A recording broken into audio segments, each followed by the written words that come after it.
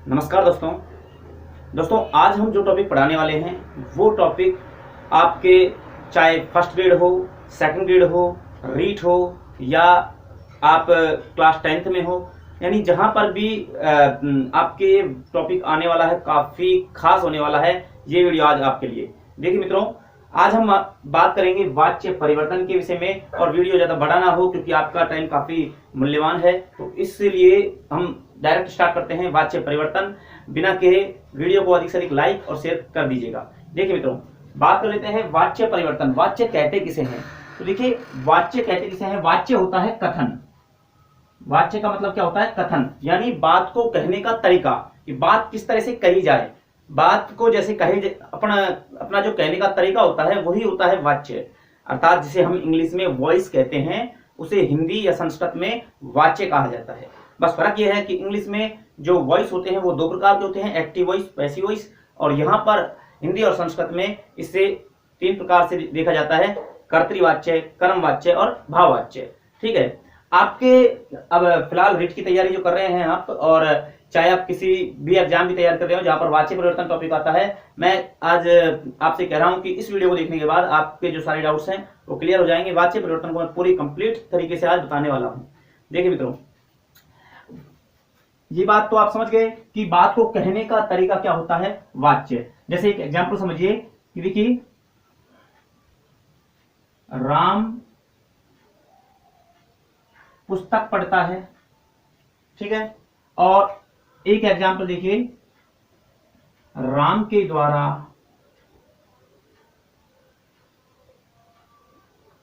पुस्तक पढ़ी जाती है।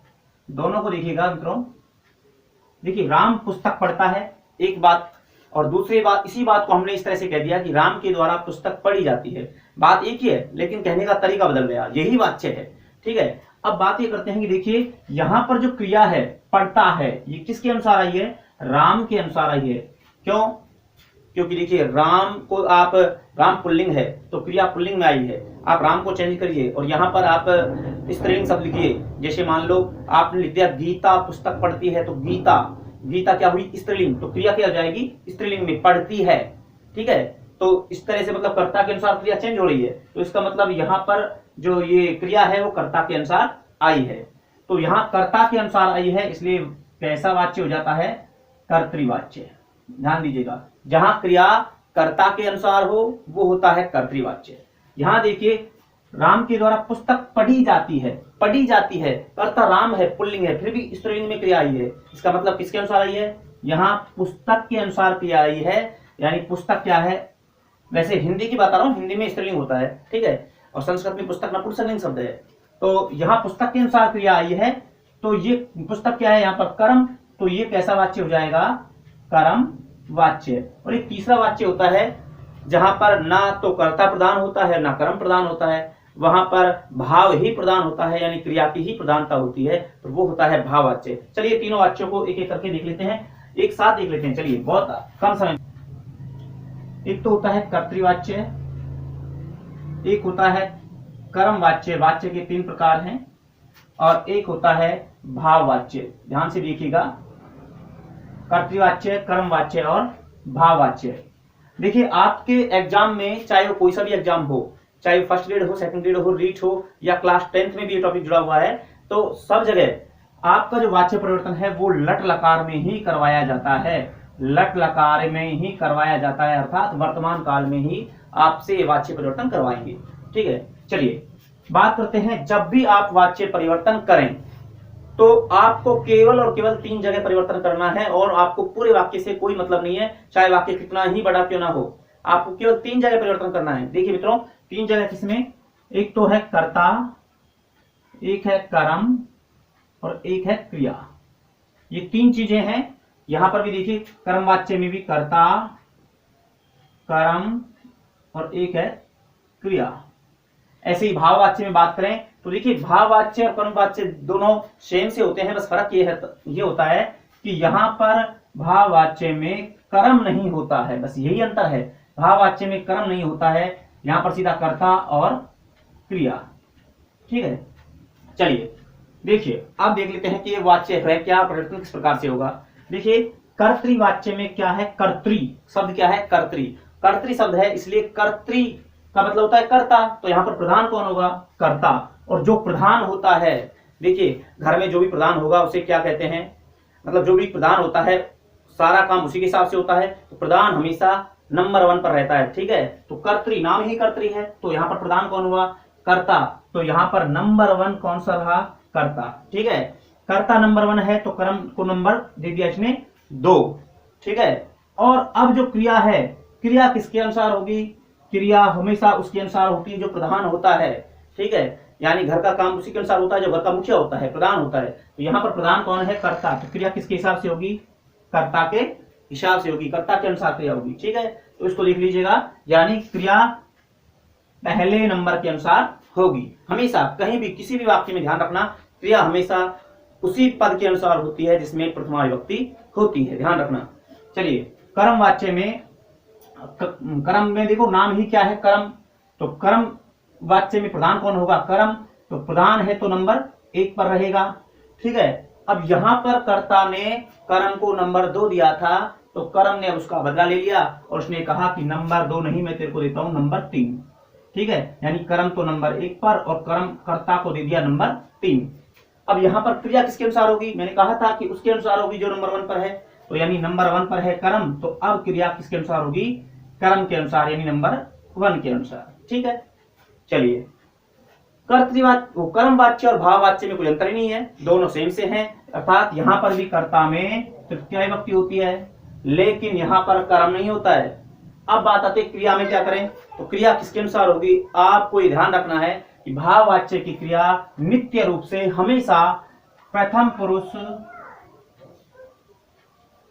एक वचन में होगी। भाववाच्य की क्रिया नित्य रूप से प्रथम पुरुष एक वचन में ही होगी। ठीक है, चलिए, ये तो तीनों का एक सामान्य सा परिचय हो गया। देखिए, एक चीज तो क्लियर हो गई कि कर्मवाच्य और भाववाच्य आपस में नहीं बदल सकते, इसको देख करके। क्यों, क्योंकि कर्ता में यहां भी तृतीया है, यहां भी तृतीया है, क्या बदलेगा, नहीं बदलेगा। ठीक है, कर्म यहां पर है ही नहीं, तो बदलेगा क्या, नहीं बदलेगा। इसलिए ये दोनों तो आपस में नहीं बदल सकते। लेकिन कर्तृवाच्य जो है वो भाववाच्य में भी बदल सकता है, और कर्तृवाच्य में अगर कर्म नहीं है तो वो कर्तृवाच्य कर्मवाच्य के अनुसार बदल सकता है, और कर्म नहीं है तो वो भाववाच्य के अनुसार भी बदल सकता है। ठीक है, तो ये आपको ध्यान रखना है, कर्तृवाच्य इन दोनों में बदल सकता है और ये दोनों कर्तृवाच्य में बदल सकते हैं। ठीक है, अब देखिए बदलने का तरीका क्या होगा। देखिए यहां पर क्या स्थिति आई, 1 2 1 121, यहां पर स्थिति क्या आई 121, और यहां पर स्थिति क्या आई 311। तो देखिए 121 311, तो यानी अगर कर्ता में प्रथमा है तो उसे बदल दो तृतीया में, और कर्ता में तृतीया है तो उसे बदल दो प्रथमा में। ठीक है, कर्ता में प्रथमा है तो उसे तृतीया में कर दो, तृतीया है तो उसे प्रथमा में कर दो। ऐसे ही देखिए, कर्ता में वो कर्म में द्वितीया है तो उसे प्रथमा में कर दो, और प्रथमा है तो उसे द्वितीया में कर दो। ठीक है, यानी कर्म में द्वितीया विभक्ति है तो उसे प्रथमा विभक्ति में बदल दो, और प्रथमा विभक्ति है तो उसे द्वितीया विभक्ति में बदल दो। चलिए, क्रिया तो हमेशा उसके अनुसार होगी जो जिसमें प्रथमा विभक्ति होगी। ठीक है, तो ये परिवर्तन होता है, तो समझ गए होंगे इसको। अब आगे देखिए, तो ये एक सामान्य सी चीजें हैं। नेक्स्ट बात ये करते हैं कि जो कर्तृवाच्य है इसमें क्या होता है कि क्रिया परस्मैपदी या आत्मनेपदी दोनों तरह की हो सकती हैं। अर्थात धातु रूप जो है वो परस्मैपदी के और आत्मनेपदी के दोनों तरह के प्रयोग यहां पर किए जाते हैं कर्तृवाच्य में। ठीक है, लेकिन कर्मवाच्य में केवल और केवल आत्मनेपदी में ही रूप चलेंगे। जो कर्मवाच्य है उसमें केवल आत्मनेपदी में ही क्रिया चलेगी, ये ध्यान रखना है। ठीक है, और भाववाच्य में भी आत्मनेपदी में ही रूप चलेंगे। ठीक है, समझ गए होंगे। अब यहाँ पर कुछ कोई कंफ्यूज है कि परस्मैपदी आत्मनेपदी क्या है, तो देखिए जो रूप आप चलाते हो ना, तिक्तस जी सिक्तस्थ है मिक्वस्मस, या आप सीधे अपने शब्दों में कहें तो आप जिसको पढ़ते हो ती तय अंति सी थे आमी आवे आमे, यहाँ पर हम लट्लकार की बात करेंगे क्योंकि अपने कोर्स में सिर्फ लट्लकार से ही आता है। तो देखिए ती तय अंति सी थे आमी आवे आमे, ये होते हैं परस्मैपदी प्रत्यय, ठीक है। और आत्मनेपदी के प्रत्यय होते हैं अते, एते, अंते, असे, एथे, अध्वे, ए, आवहे, आमहे, ठीक है। तो ये होते हैं आत्मनेपदी के। तो ये दोनों तरह के कर्तृवाच्य में हो सकते हैं, लेकिन कर्म वाच्य में सिर्फ और सिर्फ आत्मनेपदी में चलेंगे। अते, एते, अंते, असे, एथे, अध्वे, ए, आवहे, आमहे।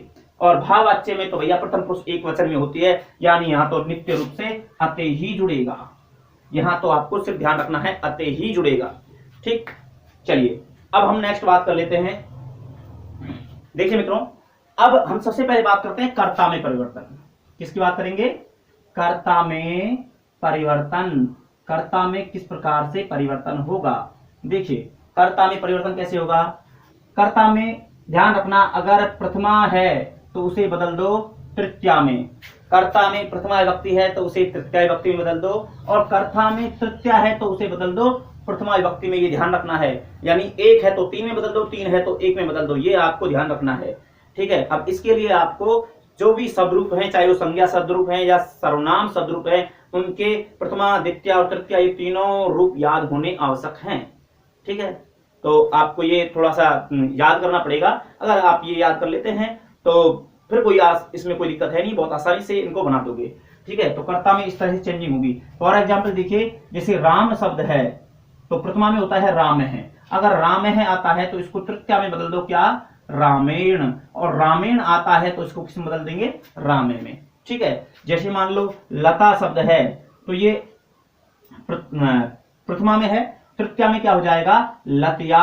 और लतिया है तो उसको किस में बदल देंगे? लता में, ठीक है। तो ये आपको हर एक शब्दरूप जो है वो याद होने जरूरी है, और ज्यादा भी नहीं। तो आप ऐसे याद करिएगा कि एकारांत यानी ए अंत वाले, आकारांत, ईकारांत, उकारांत, रीकारांत, यानी ये तो आपको मेनली याद करने ही चाहिए, ठीक है। ऐसे ही सर्वनाम शब्दरूप है, जैसे अहम है तो अहम का तृतीया क्या होगा? मया। अहम है तो उसको मया में बदल दो, और मया है तो उसको अहम में बदल दो, ठीक है। अब जैसे सह है, सह तो इसको तेन में बदल दो, और तेन है तो उसको सह में बदल दो, ठीक है। तो कर्ता में ऐसे परिवर्तन होगा, कर्ता प्रथमा में है तो तृतीया में बदल दो, तृतीया है तो प्रथमा में बदल दो, बस ये काम करना है, ठीक है।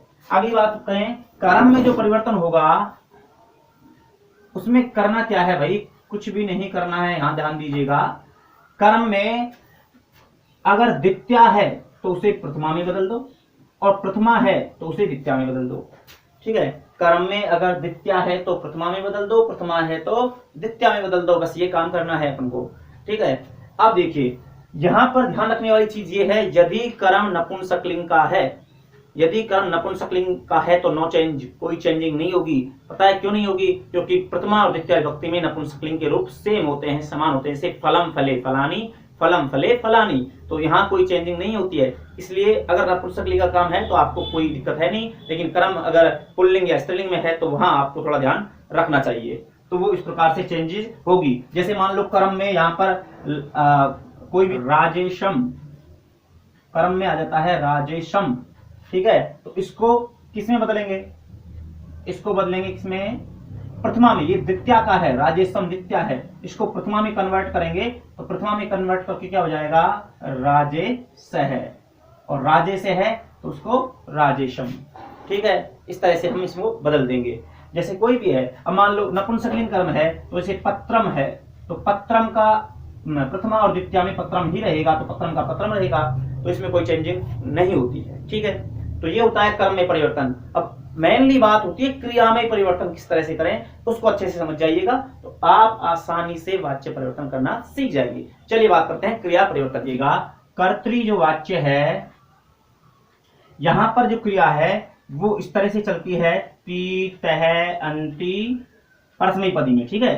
सी, थ और आमी, आवह, आमह, ठीक है। ये प्रत्यांश जोड़े जाते हैं, ये जोड़े जाते हैं परस्मैपदी में, और आत्मनेपदी में अते, एते, अंते, असे, एथे, अद्वे, ए, आवहे, आमहे। कर्म वाच्य, भाववाच्य की तो बात ही नहीं करते, क्योंकि भाववाच्य में तो यते जुड़ेगा, वहां तो आपको कोई चेंजिंग है नहीं। तो यहाँ कर्म वाच्य की अगर बात करें तो कर्म वाच्य में जो है आत्मनेपदी में चलेगी। किसमें चलेगी? आत्मनेपदी। और यहां जुड़ता है अते, एते अन्ते असे एथे अध्वे और ए आवहे आमहे, यहां पर धातु के साथ ये प्रत्यांश जोड़े जाते हैं।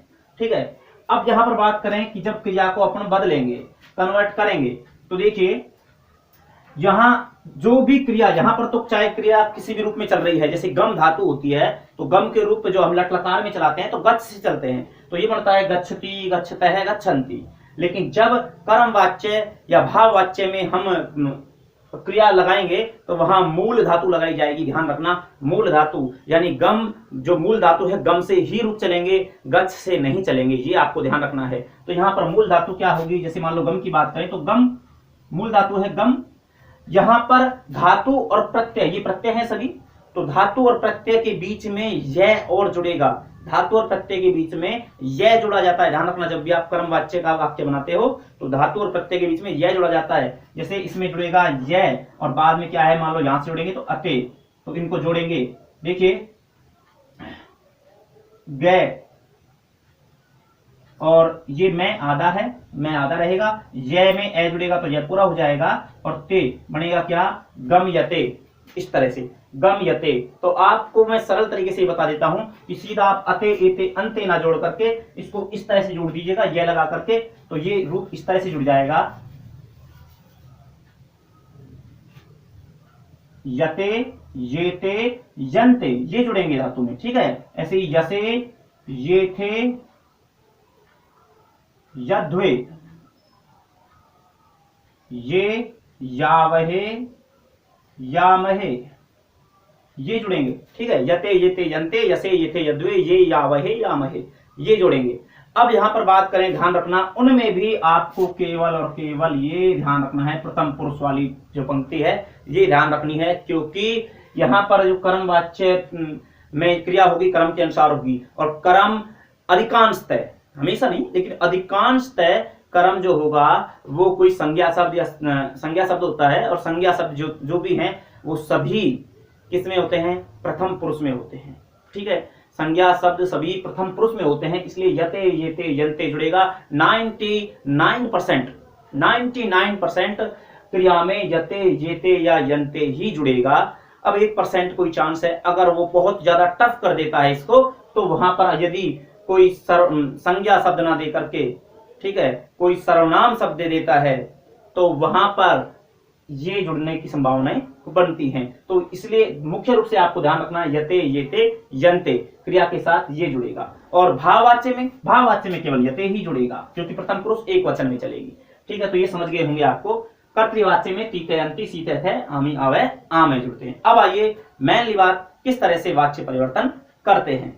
ठीक है, यहां पर मैंने 3 वाक्य लिखे हैं, इनका हम वाच्य परिवर्तन करके देखते हैं।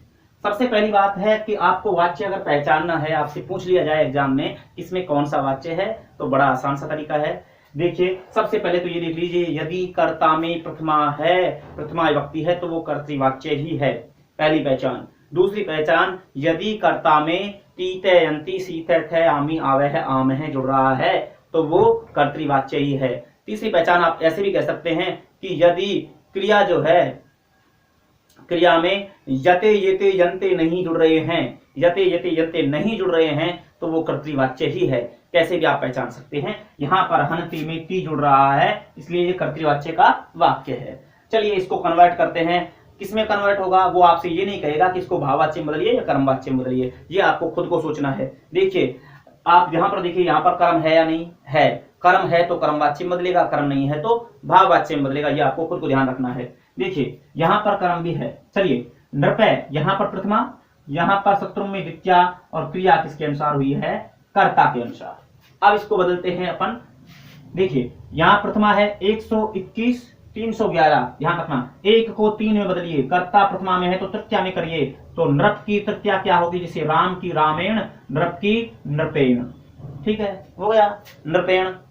शत्रु में द्वितीया है तो प्रथमा में क्या होगा, प्रथमा में होगा क्या, प्रथमा में होगा शत्रु, प्रथमा में क्या हो गया, शत्रु, द्वितीया में शत्रु, जैसे रामम, और फिर प्रथमा में राम है, ऐसे शत्रु।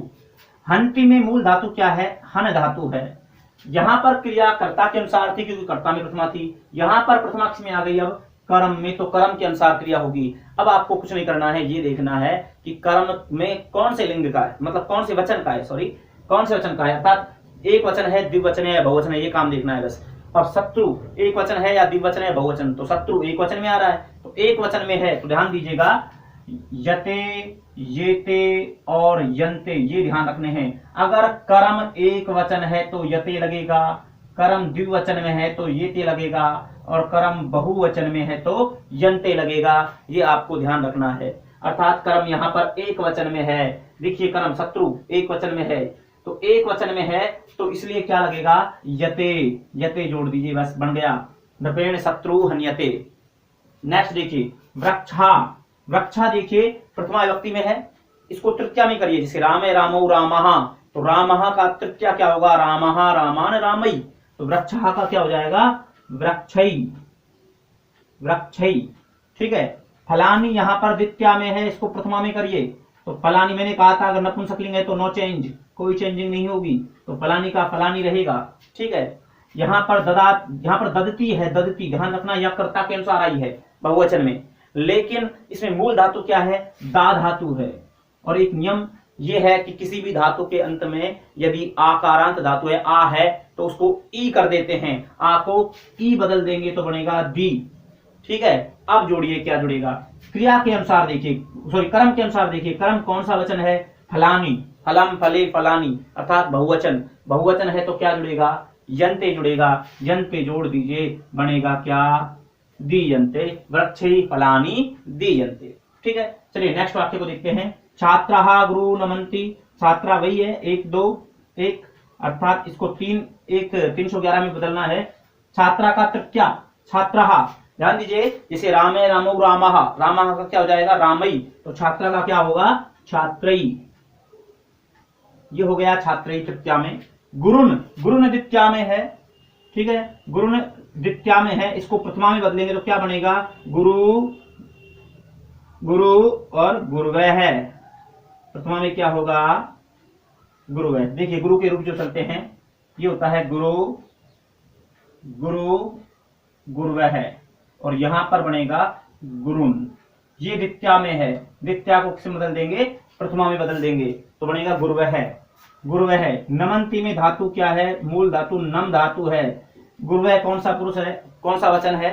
गुरुवह बहुवचन में आ रहा है, बहुवचन में है तो क्या जुड़ेगा? यंते जुड़ेगा, बनेगा क्या? नमयन्ते। छात्रे गुरुवह नमयन्ते। ठीक है। तो बहुत आसानी से आप समझ गए होंगे, इस तरह से वाच्य परिवर्तन होंगे। बहुत सारे उदाहरण हैं, आप आसानी से कर सकते हैं। ध्यान रखना, कर्ता प्रथमा में है तो तृतीया में बदलना है, तृतीया में है तो प्रथमा में बदलना है। कर्म द्वितीया में है तो प्रथमा में बदलना है, प्रथमा में है तो उसको द्वितीया में बदलना है।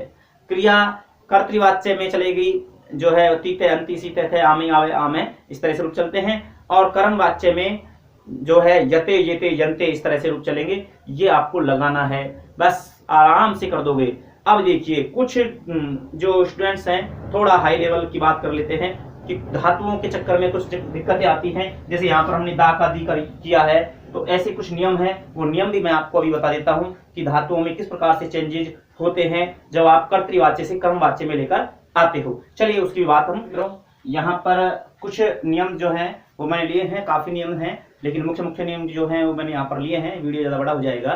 तो देखिए धातु में परिवर्तन जो हमको करना है, कर्तृवाच्य से जब कर्मवाच्य में हम कन्वर्ट करेंगे वाक्य को, तो किस प्रकार से हमको परिवर्तन करना है। सबसे पहला नियम जो है कि धातु के अंतिम री, जो ऋषि वाला री है, इसका री हो जाएगा। ठीक है, री का री हो जाएगा, ये ध्यान रखना है। जैसे धातु में क्री है, क्री मूल धातु है, जब आप कर्मवाच्य में बनाओगे तो ये क्री लिखा जाएगा, क्री। अब इसमें यते जोड़ दोगे तो क्री यते, क्री येते, क्री यंते, ऐसे चलेगा। ऐसे ही मृ, ठीक है, मृ में भी री है तो इसको क्या हो जाएगा? मृ, अर्थात री का री कर देंगे, री को हटाइए और री लगा दीजिए, तो इस तरह से हो जाएगा। ठीक है, पहला नियम ध्यान रखना है। दूसरा नियम, देखो कुछ अपवाद हैं, जैसे स्मृ धातु है तो इसमें स्मृ, यहाँ पर भी री है लेकिन यहाँ पर री का री ना होकर के र हो जाएगा, तो स्मर। ठीक है, जागरी में जागर। ठीक है, इस तरह से ये कुछ अपवाद है, ये ध्यान रखने।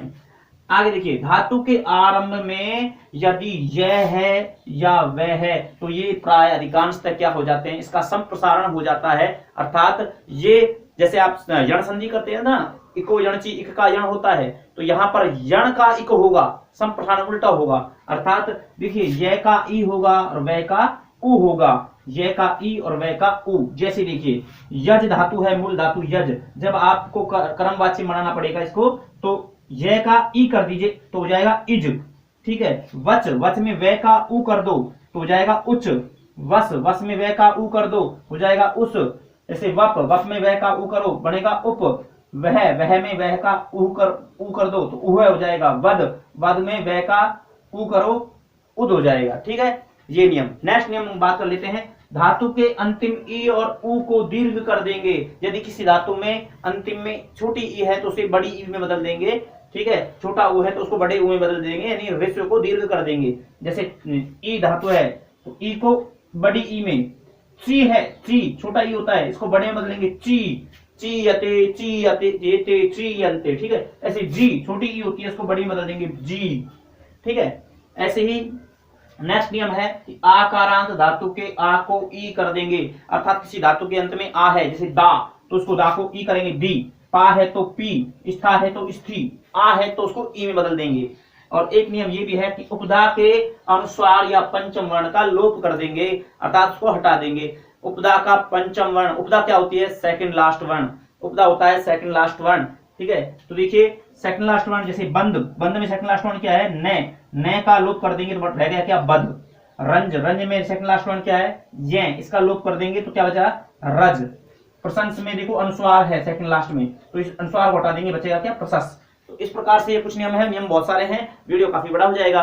मुख्य अगर आपने ये नियम भी फॉलो किए तो आप आसानी से वाच्य परिवर्तन कर देंगे। यदि अब भी आपको कोई डाउट है तो मुझे कमेंट करके बताइएगा, मैं अगले वीडियो में उसको सॉल्व करने की कोशिश करूंगा। वीडियो काफी बड़ा हो गया, मैं चाह रहा था बहुत छोटा बनाऊं, लेकिन फिर भी चलिए, अगर वीडियो पसंद आए तो इसको अधिक से अधिक लाइक कीजिएगा, शेयर कीजिएगा अपने मित्रों में, और चैनल को सब्सक्राइब नहीं किया तो जरूर सब्सक्राइब कर लीजिएगा। मिलते हैं नेक्स्ट वीडियो में, तब तक के लिए जय हिंद, जय भारत।